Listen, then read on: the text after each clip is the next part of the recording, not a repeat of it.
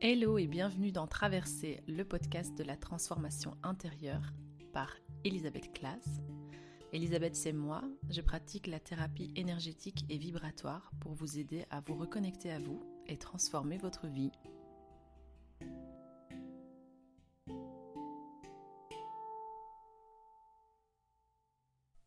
Hello tout le monde, on se retrouve pour un nouvel épisode de podcast aujourd'hui. Et je voulais vous enregistrer un épisode, j'avais pensé à une thématique.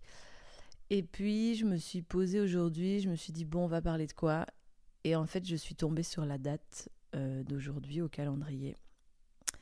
Et ça m'a un peu foudroyée parce qu'en fait aujourd'hui c'est la date d'anniversaire d'un être qui m'était proche et que j'ai perdu il y a quand même déjà longtemps, il y a plusieurs années. Et je m'étais pas rendu compte en fait. Et c'est vrai que les années passant, parfois je me rappelle pas forcément des dates. Enfin j'en prends pas conscience sur le moment. Et puis voilà, c'est pas grave. Mais là aujourd'hui, ça m'a vraiment touchée. Je me suis dit ah purée, en fait c'était son anniversaire aujourd'hui. Ça aurait été son anniversaire. Et du coup, c'est un petit peu dur, mais je me suis dit, en fait, c'est peut-être l'occasion de parler de ça, de la perte d'un être cher et du sentiment d'abandon, de la blessure d'abandon qu'on peut ressentir parfois.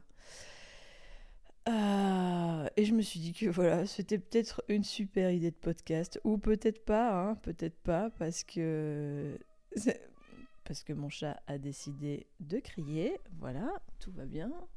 Ce que je me suis surtout dit, c'est que peut-être ça peut toucher des gens, soit des gens qui ont eux-mêmes perdu un être cher et qui peuvent se sentir compris. Et peut-être d'autres personnes aussi qui n'ont jamais perdu d'être cher, tant mieux pour eux. Et qui peuvent peut-être comprendre un peu mieux, en fait, ce que ça fait et comment on vit les choses. Parce que pour moi, personnellement, et je pense pour beaucoup de gens, ça s'est pas passé comme je le pensais. J'étais très jeune à l'époque, j'étais quand même jeune à l'époque, j'avais 23 ans. Et en fait, la personne que j'ai perdue, c'est mon père. Et perdre un parent à 23 ans, on n'est plus enfant, mais quelque part, on n'est pas encore vraiment adulte. On pense qu'on est grand et qu'on sait tout, qu'on connaît plein de choses. Et puis aujourd'hui, j'ai 35 ans et je me dis, mais j'avais 23 ans, j'étais un bébé encore. J'étais encore aux études. Je pense qu'à 23 ans, on ne sait pas encore qui on est. On ne se connaît pas encore vraiment. On est au début de l'exploration un peu...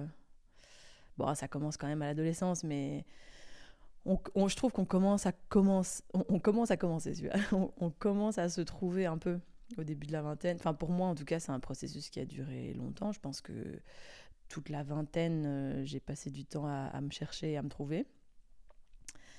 Et perdre un parent à ce moment-là, c'est rude. Hein. Bon, je pense que en fait, de toute façon, dans tous les cas, à n'importe quel moment de la vie, c'est assez rude parce que des parents, on en a, j'allais dire, on en a que deux, peut-être pas. Hein. On en a peut-être que un ou on en a peut-être pas du tout, mais en tout cas, des personnes aussi proches qui nous ont élevés, etc.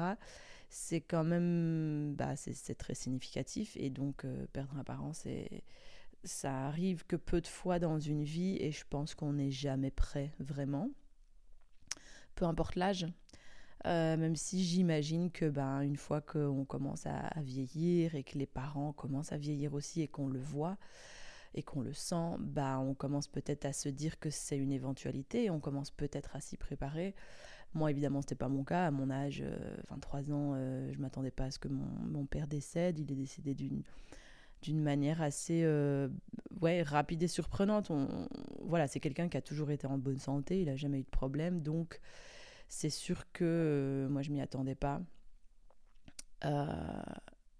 Et à cette époque-là, à mon âge, mais j'imagine que c'est pareil pour beaucoup de gens, peu importe l'âge, j'avais une conception assez claire de ce que c'est perdre une personne proche et du deuil, de ce qu'on est censé ressentir ou de ce qu'on doit ressentir ou comment ça va se passer. et combien de temps ça doit durer et quel est le résultat. Enfin voilà, on a une conception qui, je pense, est alimentée aussi par sans doute ce qu'on voit dans les films. Comme c'est pas un sujet dont on parle non plus très très librement dans la société, c'est pas quelque chose qu'on va aborder régulièrement ou facilement ou avec des personnes qu'on connaît pas très bien. Ben, on n'est pas forcément souvent au contact de cette thématique-là. En tout cas, moi, je l'avais pas forcément été. C'est quand même quelque chose, alors peut-être aussi à l'époque, hein, mais je sais pas si ça s'est vraiment amélioré depuis, c'est quand même un sujet tabou. La mort, ça fait peur, on n'a pas envie d'en parler. En fait, c'est assez surprenant et c'est assez absurde aussi que tous les êtres humains vivent en fait comme si on n'allait jamais mourir. Il y a quand même ce truc de se dire que on est un peu dans le déni par rapport à ça, quoi. On vit notre vie, on fait des plans, on se projette pas, en fait, dans l'idée que un jour ça va s'arrêter. Et, euh, et la preuve en est, je pense que la plupart des gens font pas de testament. Enfin, sauf si on commence à devenir très vieux. Mais après, je dis ça, j'ai pas regardé les statistiques et la plupart des gens font pas de testament. Mais en tout cas, moi, je sais que dans ma famille, personne, enfin, et on nous apprend pas à faire quelque chose comme ça jeune non plus, alors que ça peut arriver à tout le monde de mourir même jeune, quoi, dans des accidents ou peu importe. Euh, et bon, moi, mon père, il avait quel âge? Je réfléchis, il avait 61 ans, je pense. Et à l'époque, ça me paraissait vieux, mais aujourd'hui, je me rends compte qu'en fait, c'est pas du tout vieux. Euh, et donc évidemment, il n'avait pas fait de testament parce que je pense lui-même se trouvait pas vieux. Donc je pense qu'il n'envisageait pas de mourir. Il n'envisageait donc pas de préparer sa mort. Euh, Bref, tout ça pour dire que c'est un sujet qu'on n'aborde pas dans la société, ou peu. Et c'est pas quelque chose qui fait partie de notre vie, en fait, de notre vivant. Et donc bref, voilà, moi j'avais une idée assez claire sur le fait que quand on perd quelqu'un, très probablement on expérimente une sorte de tsunami émotionnel. On est complètement submergé, complètement éclaté, quoi. On se prend un mur, on est éclaté, et puis on essaye de s'en relever, quoi. Et puis au bout d'un an, j'avais une idée très forte et claire qui était que si au bout d'un an t'as pas fait ton deuil, c'est que t'as un problème et qu'il faut aller en psychiatrie, quoi. Quelle ne fut pas ma surprise de constater qu'au bout de 12 mois, bien sûr, j'étais loin d'avoir accepté la mort de mon père. et, euh, et j'ai commencé à me dire non mais ça va pas du tout. Non mais pour revenir un peu pour rebobiner un petit peu quand même, déjà rien que le fait du tsunami émotionnel, pour moi ça s'est pas du tout passé comme ça en réalité. Et pour avoir parlé avec certaines autres personnes qui ont elles aussi perdu des très proches personnes, euh, ça s'est pas passé comme ça non plus. Et en fait, j'essaie de réfléchir parce que j'allais dire en particulier je pense en particulier pour les gens qui partent très rapidement, très vite, de manière inattendue. Mais en même temps, je me dis, même pour les gens qui sont malades depuis longtemps, on peut s'y préparer mentalement, mais bon. Bref, pour les gens qui partent très rapidement comme ça, pour les proches qui restent, je pense que c'est... En fait, je me demande vraiment s'il y a des gens qui vivent un tsunami émotionnel.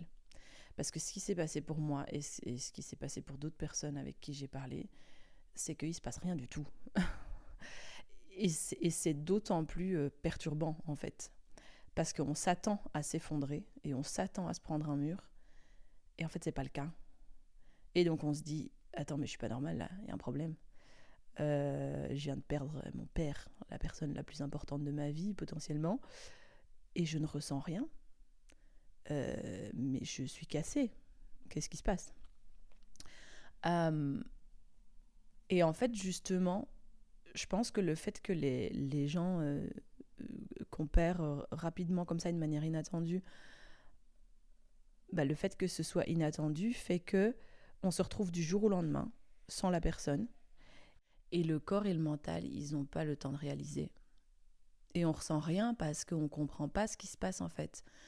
Euh, c'est comme si la personne... Alors en plus, évidemment, je pense que ça dépend aussi de la situation, mais moi j'avais 23 ans, donc j'étais déjà adulte et je vivais plus à la maison. Donc mon père, je le voyais pas tous les jours, je le voyais plus tous les jours. Et, et du coup, là, c'était comme si juste, bah, je le voyais pas parce qu'il est pas là, parce il est en vacances, il va revenir. Et donc, il n'y a pas de réalisation vraiment soudaine qu'il est plus là, alors que je l'ai vu. Enfin, j'étais avec lui quand il est mort. Donc, c'est pas que je ne sais pas et mon corps n'a pas pu intégrer parce que, en soi, mon père, il est resté quelques semaines à l'hôpital euh, en soins intensifs et puis il est décédé. Donc, il y a eu quand même quelques semaines où il y a eu une sorte d'adaptation possible, de compréhension possible de ce qui se passe et de potentiellement se préparer, même si, bon, c'était à peine quelques semaines, donc c'est quand même très rapide. Euh, mais mais il n'y a rien à faire. Une fois qu'il est parti, bon, le mental se dit, bah oui, mais bon, il est pas là, mais c'est comme d'habitude quand il est pas là, quoi. Il n'y a pas de gros tsunami où on se dit ah mon Dieu, il est parti pour toujours, ça y est, c'est fini. Pas du tout.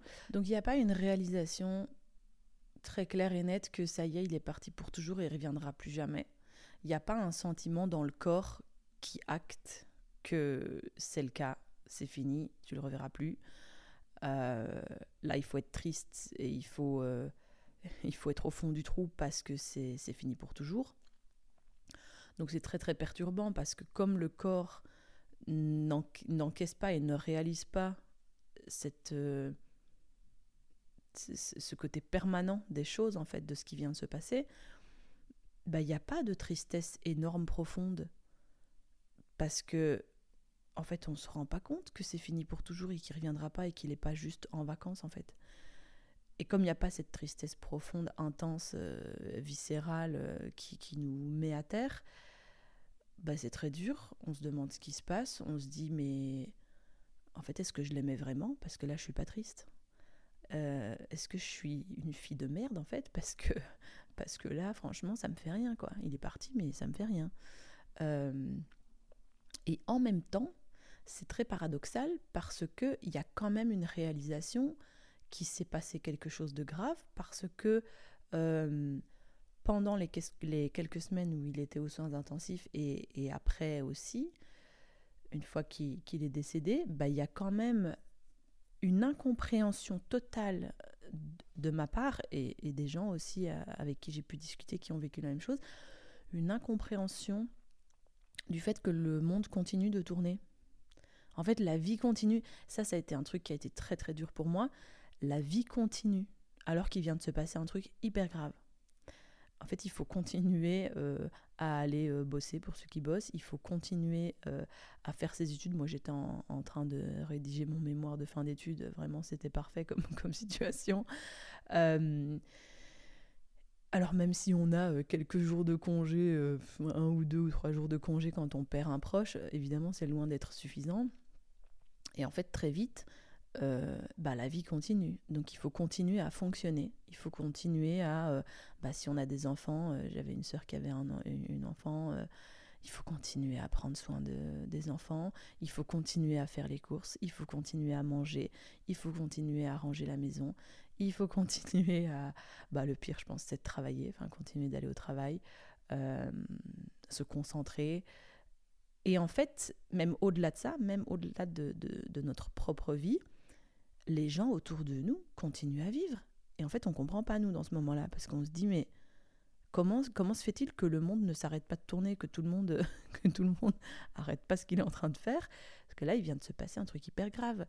Et on, on, on atterrit comme ça dans un monde un peu parallèle. Je me souviens très bien que moi, j'étais plus du tout présente. Enfin, il fallait vraiment fonctionner. Donc, le corps continue un peu de. Enfin, en fait, le corps prend le relais et il fonctionne par automatisme et il fait le minimum pour survivre et voilà, et le minimum d'interaction sociale parce qu'il faut, et voilà, il règle un peu les trucs du quotidien.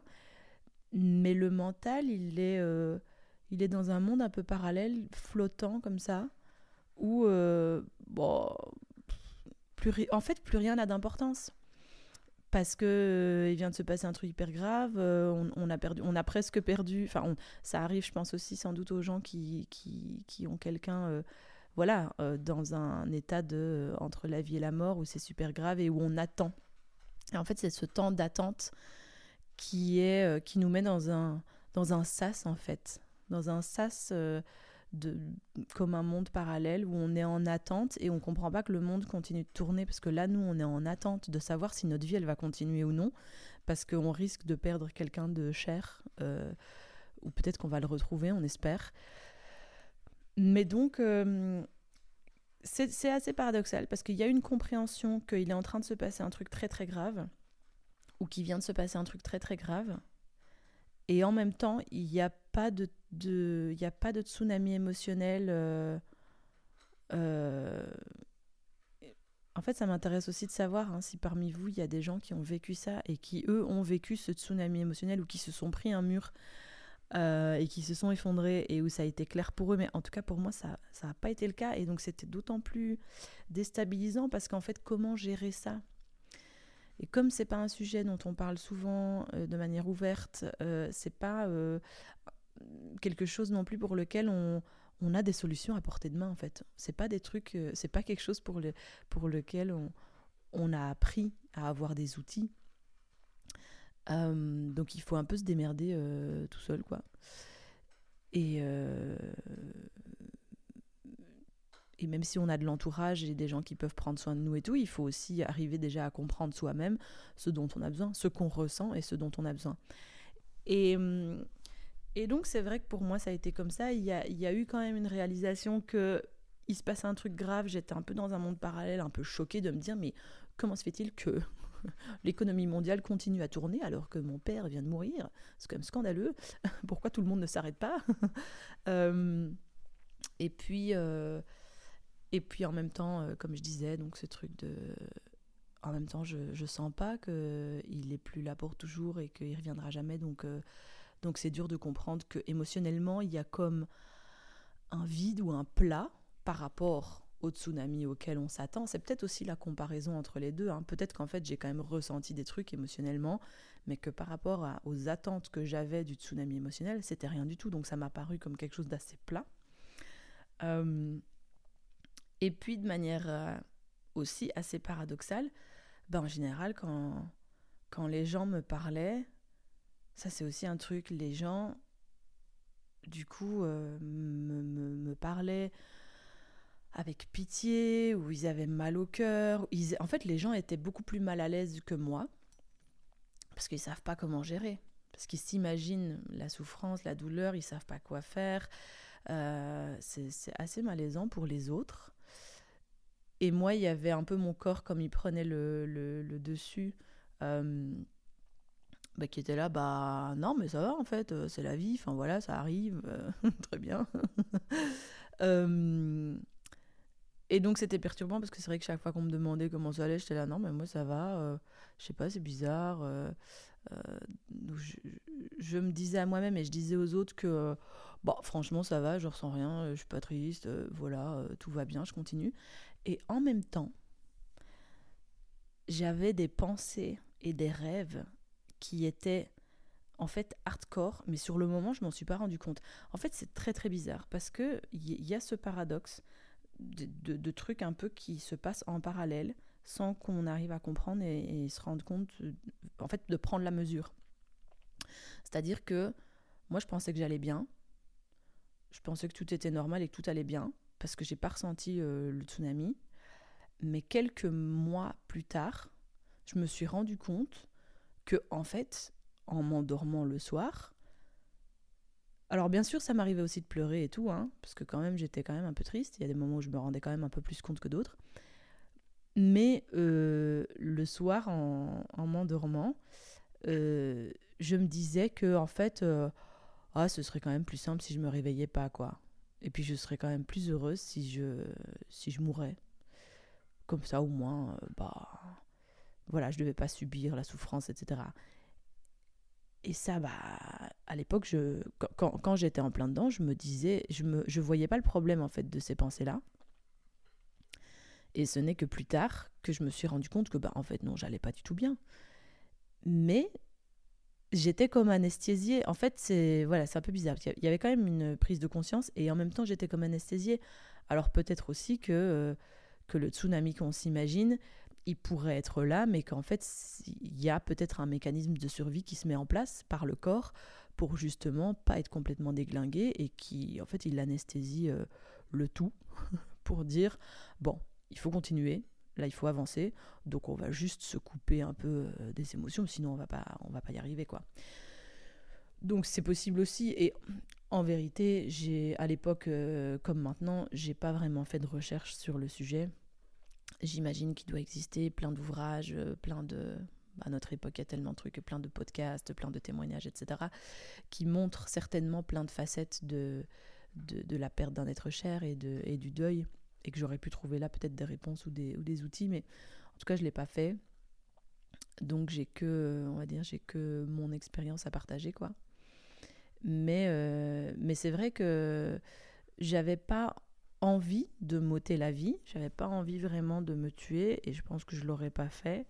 Mais il y avait quand même cette idée il y avait quand même ce souhait de ne plus me réveiller, en fait, parce que ce serait plus simple et que j'aurais pas à souffrir, et donc voilà.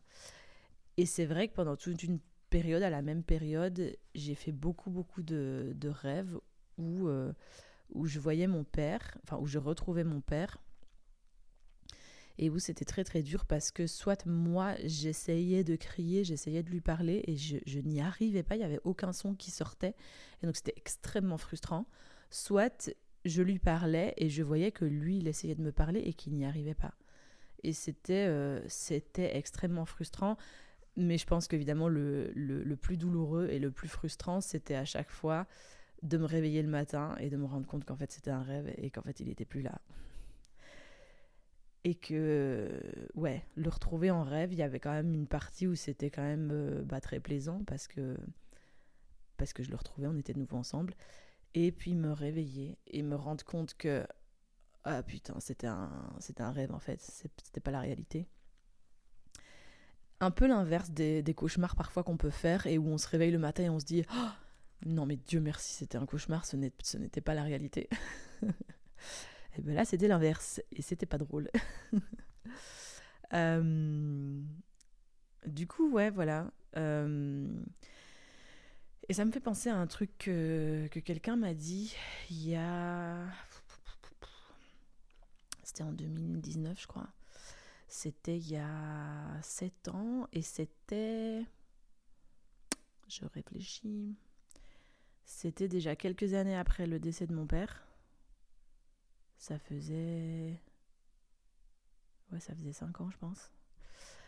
Et en fait, c'était on va dire une professeure d'énergétique, parce qu'à ce moment-là, je commençais à m'intéresser, à faire des formations, etc., sur tout ce qui est spirituel, ésotérique et soins énergétiques. Et il y a eu cette professeure qui, à l'époque, j'étais en fait, ouais, quelques années après, 5 ans après, j'étais encore très très fort euh, touchée, blessée par la mort de mon père. Encore jusqu'à il n'y a pas très longtemps, en vérité, ça prend vraiment du temps. Euh, J'étais très très mal par rapport à ça. Enfin, j'avais une grosse frustration. Je pense toujours la même frustration encore que dans ces rêves-là, où en fait, ce qui me frustrait le plus et ce qui me rendait le plus malheureuse, c'était de me dire que je pourrais jamais plus lui parler, en fait. De ne plus avoir cette possibilité d'échanger avec lui. Et je me souviens que je parlais de ça justement avec cette professeure. Et elle m'a dit, le plus naturellement possible, elle m'a dit ah non, non, mais tu sais qu'il y a des gens qui peuvent communiquer. Enfin, il y a des gens qui communiquent eux-mêmes avec leurs défunts, quoi. Et j'étais là, quoi. Et elle dit, mais si, bien sûr, il y en a qui arrivent à parler avec... Enfin, elle m'a dit, mais si, c'est possible, tu pourrais tout à fait parler avec quelqu'un que tu as perdu. Et ça m'a ouvert un horizon, et j'étais là, oh, mais ce serait génial. Et je me suis mis en tête de vouloir faire ça. Enfin, j'espérais, j'étais à ce moment-là encore très fort dans une posture un peu de victime blessée et de... J'aimerais vraiment bien avoir ça, mais genre, il me le doit. Il m'est redevable de ça, parce qu'il est parti trop vite, sans crier gare, et c'est pas juste, quoi. C'est pas juste, en fait, de nous faire ça, ou de me faire ça à moi. Et du coup, voilà, le fait de savoir que ça existait, ça m'a ouvert un horizon. Et puis, ouais, pendant tout un temps, j'étais assez bornée là-dessus, donc j'essayais un peu d'obtenir des informations, et j'essayais de trouver des gens qui pouvaient, en tout cas, faire ça pour moi, parce qu'à l'époque, je ne savais pas comment faire. Et donc, j'ai essayé de trouver des gens qui pouvaient être les intermédiaires et me faire passer peut-être un message de mon père. Et ça a été assez frustrant, parce que je pense que j'ai pu en recevoir, mais moi, à la base, étant quand même très cartésienne, très terre à terre et tout, ben, je me disais toujours, ouais, mais est-ce que vraiment c'est lui? Est-ce que vraiment c'est ça qu'il a dit? Un peu à décortiquer et à analyser tout le truc. Et puis, j'ai aussi dû faire tout un cheminement pour lâcher cette envie qui n'était pas saine, dans le sens où c'était un peu c'était une envie, mais un peu vénère, quoi. Et donc j'ai dû lâcher ça aussi, un peu cette idée de le forcer à me donner ça, parce qu'il me doit bien ça, vu qu'il m'a abandonnée. Euh, et, euh, et avec le temps et à travers mon parcours, tout ce que j'ai fait, euh, j'ai commencé un jour à canaliser. Donc ça s'appelle la canalisation de plein corps. C'est quand on rentre en connexion avec certaines fréquences, et on les laisse s'exprimer à travers notre propre corps physique, puisqu'elles n'ont pas de corps physique, et donc elles ne peuvent pas s'exprimer toutes seules. Enfin, elles ont besoin de la matière, quoi, pour s'exprimer. Et donc ça peut se passer effectivement par la parole. Enfin, moi, c'est ça que j'ai appris, c'est canalisation de plein corps, c'est laisser une vibration différente, utiliser ma propre bouche, ma propre voix pour faire passer un message. C'est assez impressionnant. En fait, c'est déjà impressionnant à observer quand quelqu'un d'autre le fait. Moi, je l'avais déjà vu, notamment avec cette première professeure d'énergétique. Je l'avais vu faire, et c'est vrai qu'on entend que la voix change, euh, et c'est interpellant, mais de nouveau, moi étant très cartésienne à la base, je me disais, ouais, mais bon, qu'est-ce qu'on en sait? Si ça tombe, c'est elle qui joue un peu la comédie, ou... Enfin voilà, on peut pas savoir, où elle s'invente des trucs, on peut pas savoir, quoi. Et puis pour l'avoir expérimenté moi-même, bah, c'est assez dingue, parce qu'effectivement, euh, bah, en le faisant, on sent bien que c'est pas soi-même. Alors on sent une autre énergie, et, euh, et on sent vraiment que ça s'exprime, que ça prend forme dans le corps. On commence à avoir des mimiques, des, une posture qui est différente, et surtout, la manière dont ça se passe, c'est que quand on rentre dans cette canalisation, et que l'énergie, soit voilà, ça peut être un ange, ça peut être un maître ascensionné, ça peut être, voilà, en général, on appelle évidemment des êtres de lumière, parce qu'ils ont la sagesse pour nous éclairer, pour nous donner des messages qui sont intéressants et qui vont nous aider, nous enseigner des choses. Et bien moi, souvent, ce que j'expérimente, c'est que ces vibrations-là, ces personnes-là, c'est pas vraiment des personnes, mais on va dire ces êtres-là, utilisent des mots que moi, je n'utiliserai jamais. Ils ont des tics de langage que moi, je n'ai pas. Ils ont un accent ou une diction que je n'ai pas. Et surtout, ben, voilà, je commence une phrase et je ne sais pas ce que je vais dire. Je ne sais pas les mots qui vont sortir. Donc, tout ça ensemble fait que je me rends bien compte quand même. J'ai dû me rendre moi-même à l'évidence que, bah, effectivement, c'est pas moi qui l'invente, même si voilà, au début, j'avais quand même toujours du doute en me disant non, mais si ça tombe, c'est moi qui m'invente des trucs et tout. Mais à force de pratiquer, je ressens de plus en plus les choses et je me rends bien compte que non, c'est pas moi, j'aurais pas pu sortir ça, j'aurais pas utilisé ces mots-là, j'aurais pas fait comme ça, quoi. Et surtout, la sagesse et la qualité d'enseignement qui sort de ces messages-là est d'une telle... voilà, c'est tellement impressionnant que non, c'est pas moi qui les aurais sortis. Et soyons honnêtes. Et, euh, et quelque part, c'est toujours impressionnant parce que c'est toujours très actuel par rapport à ce qu'on est en train de vivre, etc. Les messages et les enseignements qu'on reçoit sont vraiment on point, quoi. Donc ça, c'est toujours assez dingue. Tout ça pour dire que dans mon parcours, j'ai commencé par faire de la canalisation de plein corps, avec des êtres de lumière notamment, et puis je me suis aussi mise à faire de la communication animale, donc c'est un peu le même principe, enfin la même méthode on va dire, sauf qu'on se connecte du coup à des animaux qui soient décédés ou vivants. L'expérience est un petit peu différente mais quand même assez semblable. Et puis évidemment ça marche aussi avec des gens qui sont décédés. Alors moi dans les formations que j'ai faites, dans les apprentissages que j'ai eus, on m'a quand même, entre guillemets, déconseillé de travailler avec les défunts. Alors, moi, je pense qu'il y a quand même des gens qui sont destinés à ça comme job, donc très bien. Euh, mais c'est vrai que d'en faire un travail quotidien et quelque chose avec lequel on est en contact régulièrement, c'est quelque chose que mes professeurs m'ont souvent déconseillé parce que eux, selon leur vision, bon, la fréquence des gens qui sont décédés peut parfois être assez basse, certainement quand c'est des défunts voilà, qui ne se sont pas, on va dire, libérés de leur chaîne et qui sont toujours en train de... Enfin, qui sont plombés par quelque chose, peut-être des regrets, peut-être quelque chose qui n'ont pas fini ici sur Terre, etc. Mais donc, ça dépend un peu des défunts, comme en fait des êtres humains, j'ai envie de dire, hein. Il y a des gens qui peuvent avoir une fréquence très élevée, puis des gens, oh là là, mais c'est vraiment juste l'enfer de les côtoyer, quoi. Tellement ils sont dans une vibe, mais oh là là, c'est pas gai, quoi. Et ça se ressent quand même assez différemment, je veux dire. On a tous déjà croisé dans le métro, dans le tram, dans le train, dans la rue, des gens vraiment bizarres et vraiment malsains. On les connaît pas, on sait rien d'eux, mais on sent bien qu'ils sont malsains et qu'on n'a pas envie de s'approcher d'eux, quoi. Et au contraire, on a déjà tous rencontré une personne qui rayonne et qui fait du bien. Euh, c'est tellement gai juste d'être en sa présence. Je pense que c'est vraiment le même principe et ça se reporte également au monde des défunts. Voilà, c'est un peu le même délire, je pense. Et du coup, je crois que c'est en ça qu'on m'a souvent dit non, mais il faut pas trop. Voilà, c'est pas trop une bonne idée de tout le temps être au contact de défunts et de canaliser les défunts et tout. Mais je crois que de nouveau, il y a aussi une différence entre. Tout dépend aussi de l'intention qu'on a au début.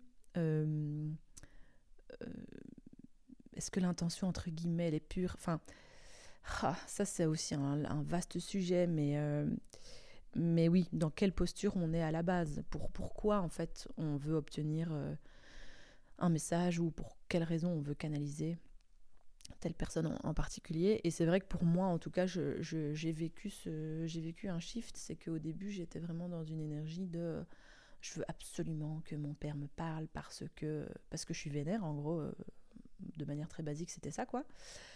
Et donc, il y a une énergie qui est, enfin voilà, qui est pas, on va dire, que c'est un peu l'opposé de l'ouverture, de l'acceptation et de l'accueil, quoi. Et puis, avec le temps qui passe et voilà, le travail que j'ai fait sur moi, les évolutions que j'ai pu vivre, etc., j'ai plus forcément été dans la même posture par rapport à mon père. Et à un moment donné, j'ai plus eu envie vraiment de communier avec lui, euh, mais avec une énergie un peu plus positive, de me dire ah, ça me ferait vraiment juste plaisir en fait de pouvoir parler avec lui, etc., de partager quelque chose, et plus dans l'attente de quelque chose de précis, mais dans l'accueil.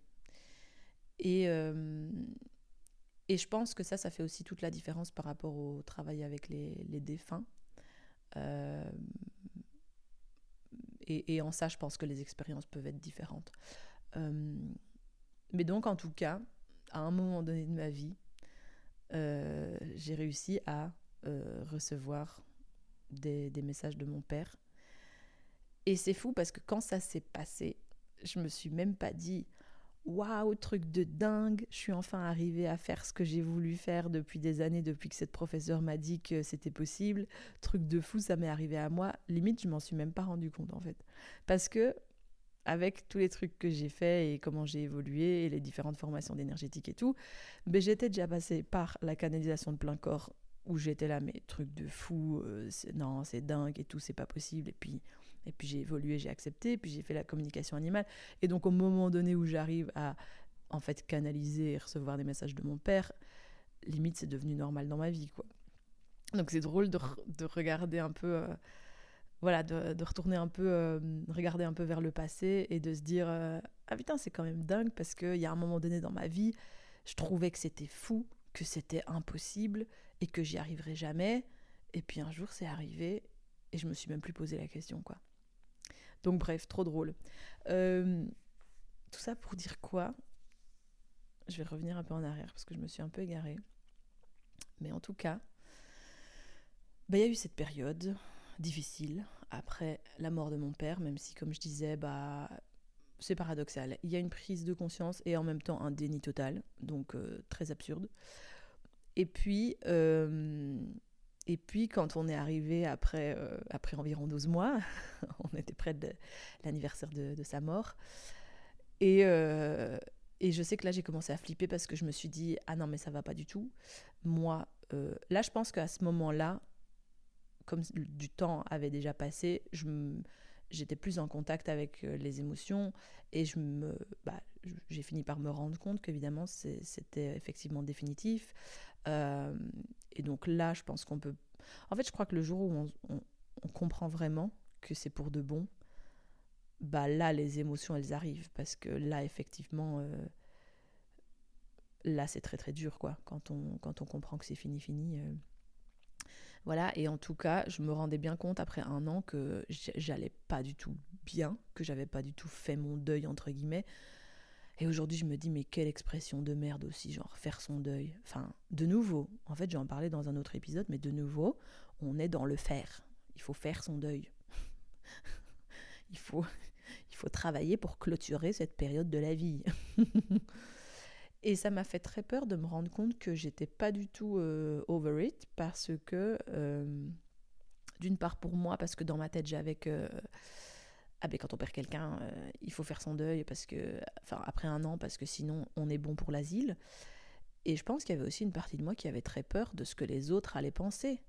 Et que les autres risquaient, eux, de dire « Oh là là, il faut la mettre à l'asile parce qu'elle n'a pas fait son deuil encore, alors que ça fait déjà 1 an, tic-tac, tic-tac, le temps court, quoi. » Et ou alors d'être genre un peu la lourde de service parce que, oh putain, elle parle encore de son père. Et ça, c'est quand même quelque chose que j'ai un peu pressenti, et assez rapidement en fait, bizarrement, ça je trouvais ça assez choquant, c'est que au début les gens sont hyper ils sont pleins de pitié. D'ailleurs c'est un peu pénible d'ailleurs ça, c'est un peu too much. Ils ont vraiment mal pour toi, ils sont vraiment hyper compréhensifs et tout, mais en fait assez rapidement, je dirais pas qu'il y a un agacement, mais la tolérance, elle est moindre. Parce que au bout de quelques mois, je pense que c'est parce que les gens y pensaient comme moi. Au bout de quelques mois, je crois qu'ils commençaient à se dire un peu ouais, bon là, ça commence à... Là, ça fait 6 mois, c'est bon, quoi. C'est bon, avance un peu, quoi. Genre, tu vas pas rester coincé là-dedans toute ta vie, il est mort. Enfin, voilà, les gens disaient pas ça, évidemment. Mais il y avait quand même moins de pitié, enfin, moins de... Pas de pitié, mais peut-être moins d'écoute ou moins de compréhension vraiment profonde, et peut-être moins de tolérance. Peut-être parce que les gens sont mal à l'aise aussi, je sais pas. Mais en tout cas, j'ai l'impression que 1 an pour eux, mais c'est énorme. t'es encore en train de parler de ton père. Alors, en plus, moi, je suis pas quelqu'un, à la base, j'étais pas quelqu'un qui parlait beaucoup, donc voilà. Mais forcément, je pense que les gens, s'ils me demandaient si j'allais bien, bah, il y a peut-être un moment donné où je disais, bah, là, aujourd'hui, je suis triste parce que je repense quand même à mon père et tout. Et c'est aussi un truc qui vient par phase, c'est-à-dire que, bah, en fait, il y a des phases où on va mieux et puis il y a des phases où on va moins bien. Enfin, ouais, en fait, c'est un peu comme une vague, vraiment, où genre, ça vient et ça repart. Et, euh, et je crois qu'elle est là la grosse erreur de la société, ou en tout cas ma grosse erreur à l'époque, c'était de penser qu'il y a un tsunami avec une mastavague qui va me fracasser la gueule. Ça va être dur pendant 12 mois et après 12 mois, hop, pump it up, c'est bon, on se remet debout, on repart et la vie continue. Et en fait, c'est pas du tout comme ça que ça s'est passé et ça m'étonnerait que ça se passe comme ça pour des gens.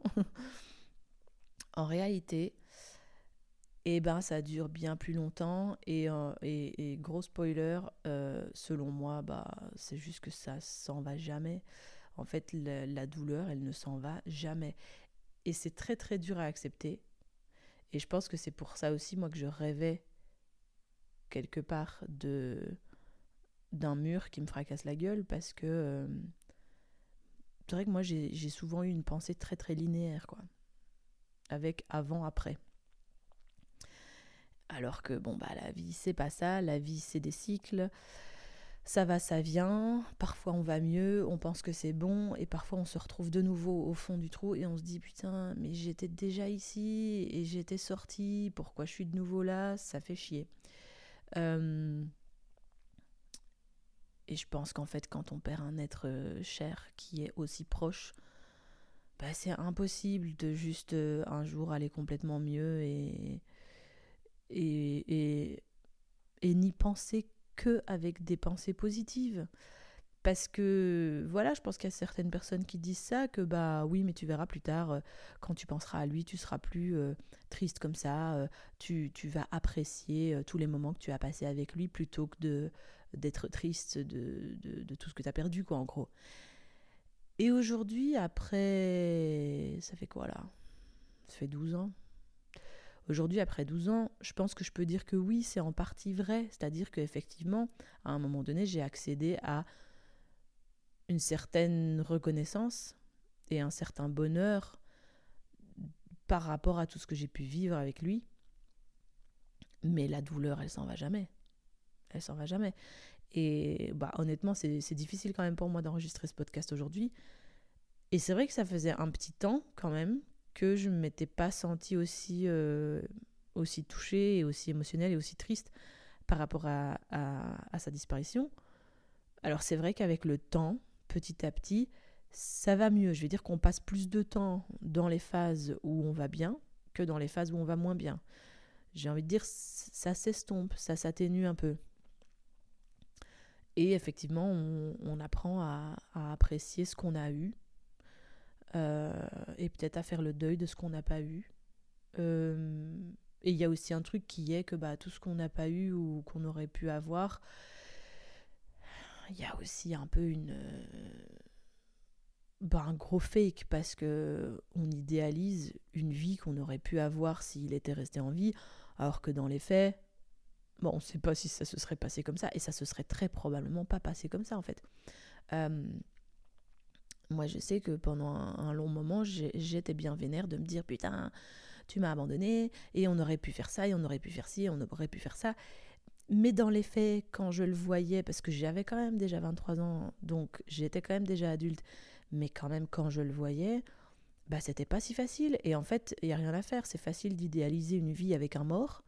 C'est plus facile d'idéaliser une vie avec un mort que de faire face à la réalité d'une personne vivante, qui elle aussi a des émotions, qui elle aussi a des sautes d'humeur, qui elle aussi a ses propres difficultés de communication, relationnelles, émotionnelles, voilà quoi.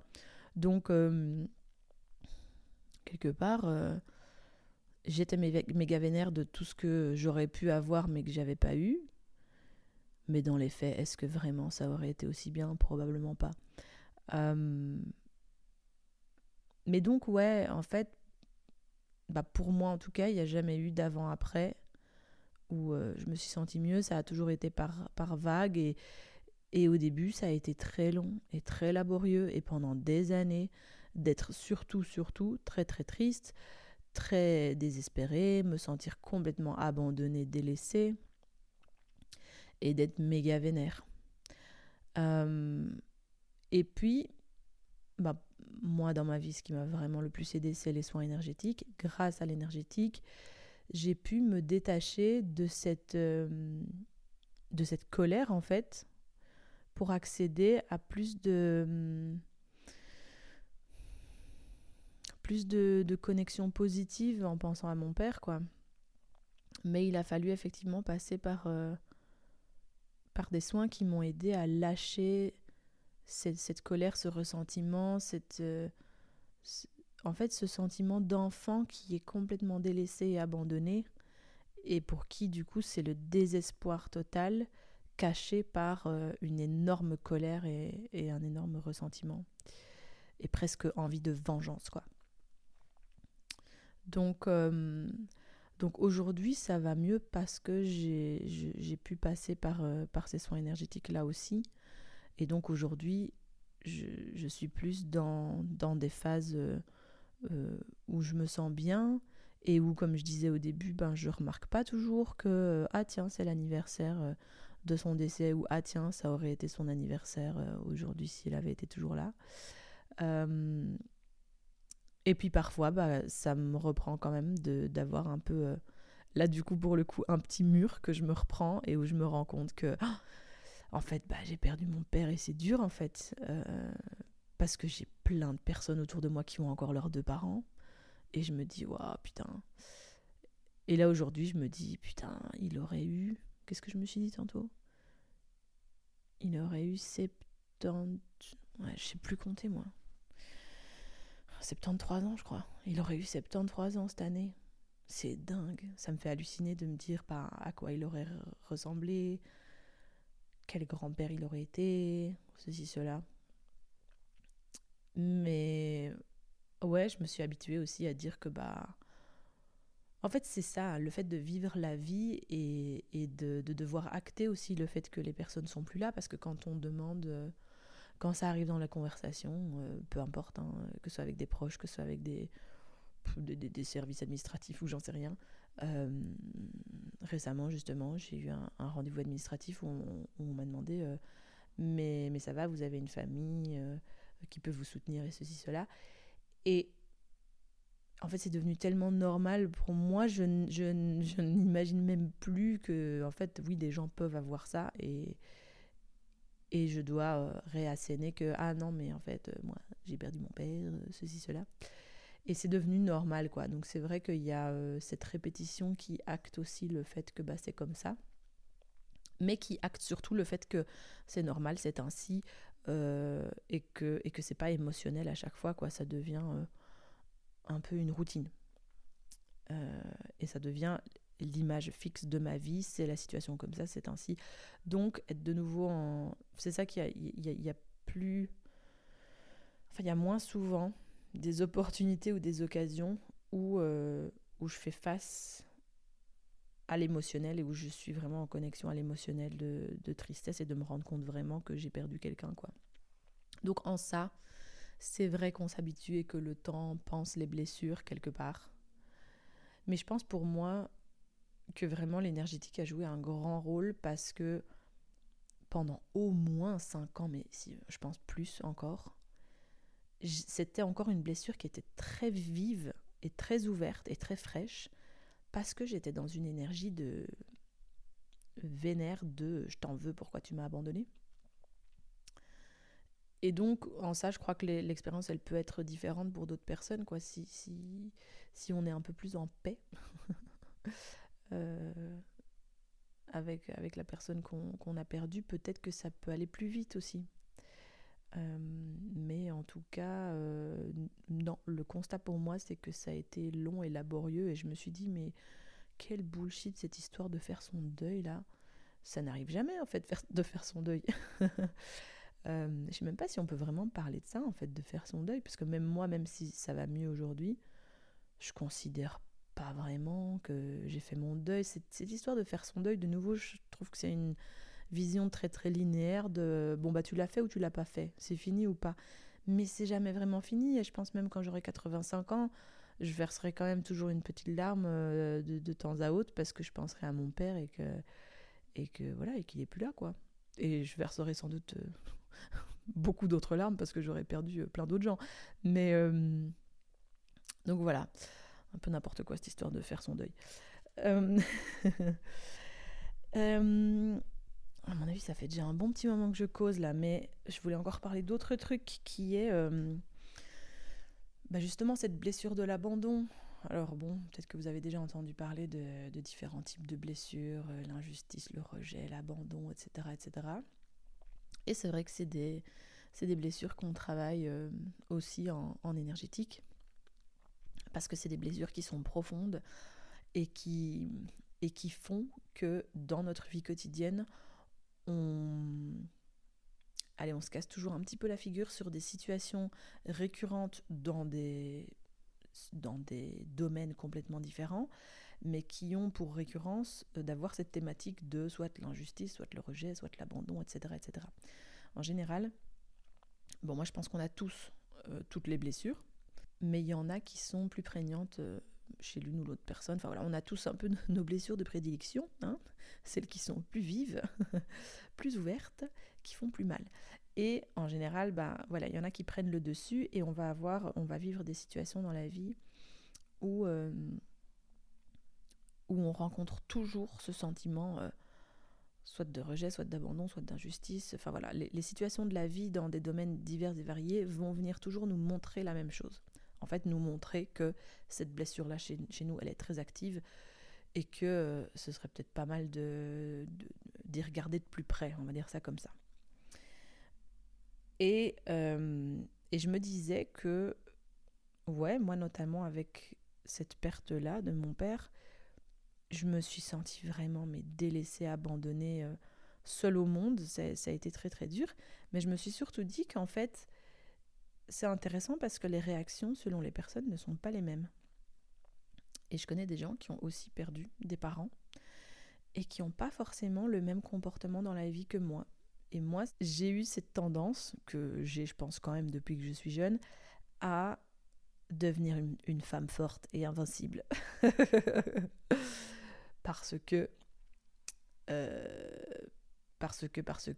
il m'a abandonnée, mais du coup je me suis endurcie et je vais m'en sortir toute seule et il n'y a pas de problème. Mais je pense que c'était parce que c'était pas le premier sale coup qu'on me faisait dans la life et que j'ai développé cette stratégie de survie relativement efficace de me dire vaut mieux compter sur moi-même que compter sur les autres parce qu'ils vont m'abandonner. Ils risquent de m'abandonner. Et regardez, voilà, j'ai bien la preuve, regarde, paf, il m'a abandonné, t'as vu ? Donc je vais encore plus être une femme forte et invincible.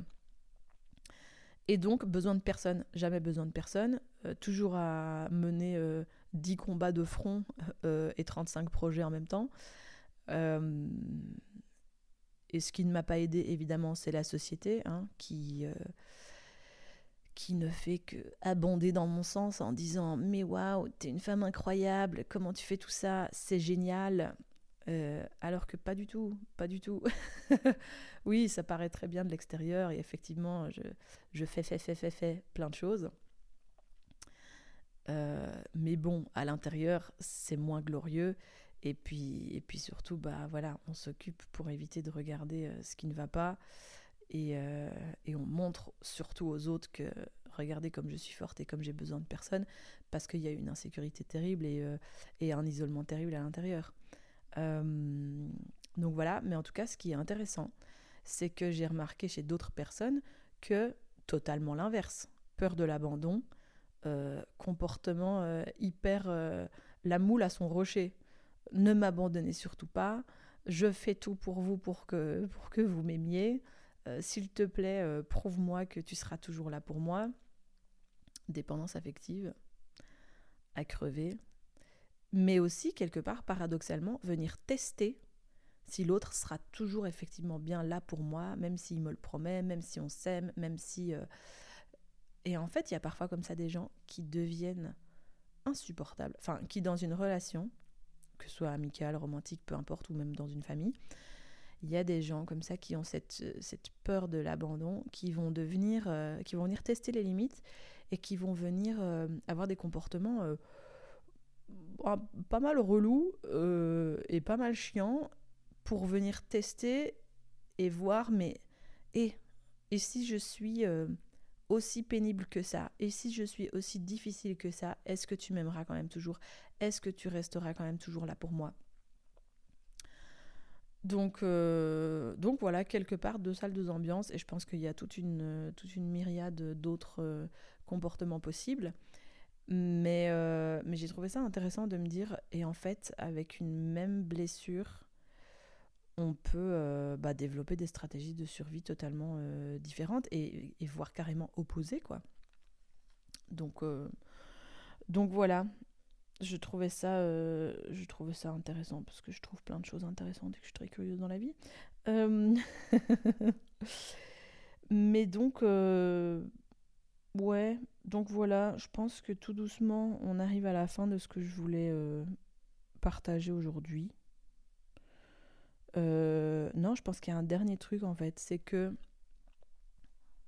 le temps, c'est quand même merveilleux parce qu'à la fois il passe vite et à la fois il passe pas vite, et à la fois on a des idées en général très claires sur comment le futur va se dérouler et sur ce qu'on veut dans la vie et où on s'imagine dans 10 ans et ceci, cela.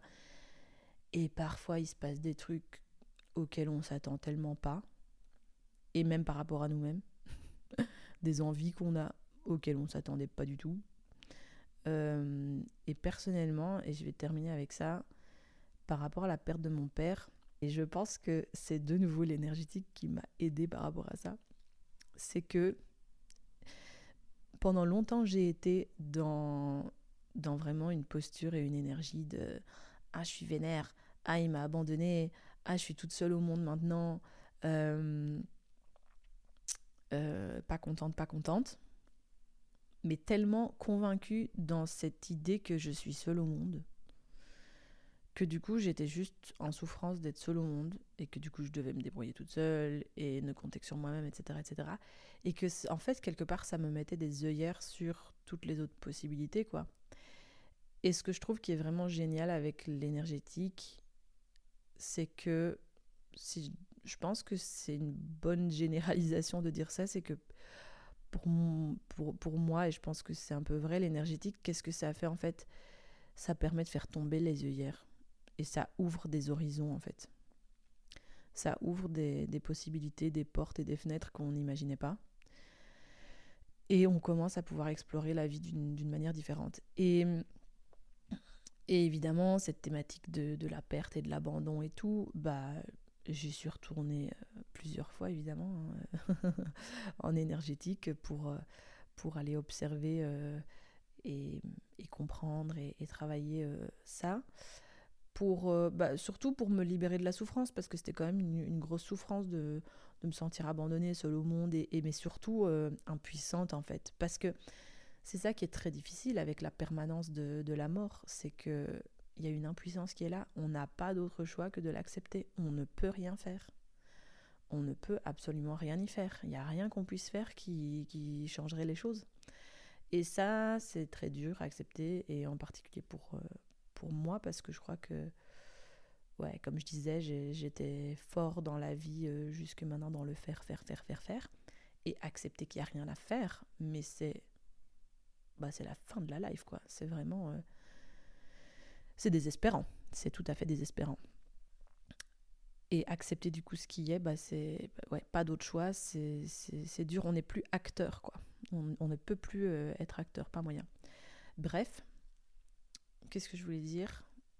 Ça m'a ouvert les œillères sur le fait que j'étais seule au monde, il n'y avait rien à faire. Et, euh, et en fait, il y a des envies qui me sont revenues, enfin qui me sont venues, auxquelles je ne m'attendais pas. C'était en fait de quelque part partir dans une quête pour revenir sur les pas de mon père. Et essayer quelque part de le retrouver dans ce monde et dans cette vie physique et matérielle ici, alors que lui, il n'y est plus. mais de retracer ses pas et de partir un peu dans une enquête pour retrouver, reconnecter à sa famille, à sa jeunesse, à qui il a été, à ce qu'il faisait. Parce qu'il n'y a rien à faire. Quand on a 23 ans et qu'on perd un parent, 23 ans, bon, c'est plus si jeune, mais c'est quand même jeune. Et je trouve que, bon, l'adolescence, on passe pas notre temps à connecter à nos parents, parce qu'on passe notre temps un peu à les détester, enfin voilà, à vouloir être tout sauf eux. Et donc, j'ai l'impression que vraiment rentrer en contact avec les parents, avec leur propre vie, qui ils ont été, etc., c'est quelque chose qui se fait à partir de l'âge adulte, dans la vingtaine, voire, je me dis, parfois beaucoup plus tard, quand les parents sont vraiment très très vieux, en fin de vie, et que nous, on commence à se dire « mais en fait, c'était comment ta jeunesse à toi ? Raconte-moi ton enfance, raconte-moi tout ce que tu as vécu, etc. » On s'intéresse vraiment à leur propre vie. Jusque-là, je crois qu'on a aussi tous des rôles différents. Quand on devient parent soi-même, on est fort accaparé, etc. Donc on ne prend pas forcément le temps de tout ça. Mais tout ça pour dire que, moi, à 23 ans, évidemment que j'avais pas encore trop eu l'occasion de demander à mon père c'était quoi ta vie, en fait, quand tu étais jeune, et raconte-moi tes souvenirs et tout. Et donc, il y a un peu eu cette envie qui est venue de retracer ses pas et de me connecter à lui d'une manière différente. Et ça, jusqu'ici, ça a été vraiment une très bonne expérience, parce que c'est quelque chose que je ne m'attendais pas du tout à ressentir, et que je ne m'attendais pas du tout non plus à pouvoir concrétiser, parce que le fait est que dans ma famille, il y avait des conflits, et que ça faisait très longtemps qu'il n'y avait plus de contact, notamment avec sa famille, etc. Et c'est là où, évidemment, ça m'a aidé d'avoir pratiqué toutes ces années en étant une femme forte et invincible, parce que ça m'a aidé à oser faire plein de trucs, à oser aborder des gens, etc., à oser demander des choses simplement. Et du coup, là, ça m'a été utile, parce que c'est pas forcément facile non plus de reprendre contact avec des gens dans une famille où il y a des secrets, des non-dits, tout plein de trucs malaisants, et d'oser dire et en fait moi ça m'intéresserait quand même de reprendre contact et tout et tout. Et en vrai ça s'est super bien passé, et c'est génial, parce que pendant toutes ces années où je me suis dit mais je suis seule au monde et il est mort et on peut rien y faire et il y aura plus jamais tout ce qu'on aurait pu avoir, etc., et quelque part depuis lors il y a eu plein de trucs auxquels je m'attendais pas et que j'aurais pas cru possible. Et donc il y a quand même, la vie est quand même là pour nous faire des petites surprises et nous donner des plaisirs et des découvertes où en fait c'est pas comme on l'avait imaginé, mais c'est encore mieux, parce que c'est quelque chose qu'on ne savait pas possible. Donc en soi trop beau quoi, trop chouette.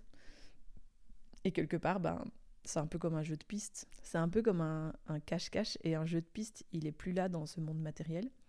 Mais il y a encore quelques indices et quelques trucs cachés dans ce monde physique, et à moi de les trouver, quoi. Donc en fait, c'est une trop belle image, et j'ai envie de terminer sur ça. C'est que même quand on perd quelqu'un de très proche ou moins proche, peu importe, mais quand on perd quelqu'un et qu'on pense que c'est fini pour toujours et il n'y a plus rien, quelque part, j'ai envie de dire, l'univers est très joueur, Dieu est très joueur, et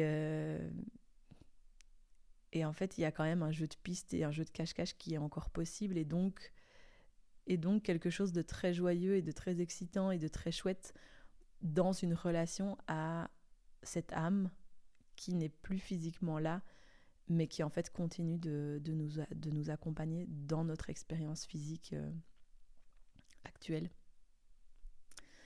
Donc voilà, j'espère que cet épisode a pu vous inspirer ou vous intéresser d'une manière ou d'une autre. Si ça a été le cas, et si vous pensez à quelqu'un que ça peut intéresser ou que ça peut inspirer, n'hésitez pas à le partager. N'hésitez pas à commenter, à évaluer le podcast. Ça aide évidemment pour la visibilité. Et puis voilà, nous on se retrouve au prochain épisode.